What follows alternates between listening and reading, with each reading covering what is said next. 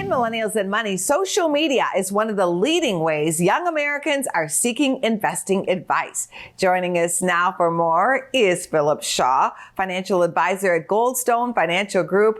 What do you think? Good idea or bad? Thanks for having me back, Angela. You'll find almost anybody trying to look at social media for financial advice, but for Gen Zs and millennials, it's about 5 times as many people. That is their primary source of financial advice. What is the problem with using social media for money advice? The problem with that is it's really difficult to find good financial advice versus bad financial advice. There's certainly a lot out there that's high quality, but unless you have background in finance, it can be hard to determine whether you're talking to somebody who's reputable or not. Some of the information can be valid on social media, but it's so hard to find. What can you tell us about valid information? You know what? A lot of people on social media try to make it sound easier than it is. A lot of them are not registered financial advisors. A lot of them do not have to stand up to the claims that they're making on their pages. And a lot of times there's a conflict of interest. They're worrying more about the profit of their channel than necessarily the quality of the advice they're giving to their consumer. What do you suggest?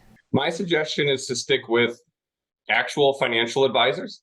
Even if you're just starting out in your career, find somebody that you can talk to, somebody who's a fiduciary, works in your best interest, and somebody that can help tailor your finances to your financial goals and give you real advice.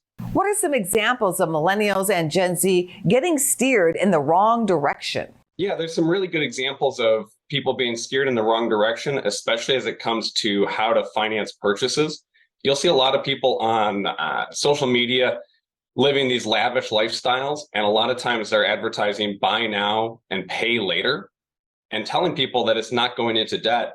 And that can be very misleading, especially if you miss even one payment. A lot of those programs add up very high in terms of interest, even for just missing one payment. I'm concerned about poor trading decisions being made off of influencers telling people what to do, what to buy, and what to trade. I couldn't agree with you more. I see it all the time on social media, people that say trading is very easy. It's so easy to make money. And they're encouraging others to go into the same kind of gambling mentality when it comes to their finances.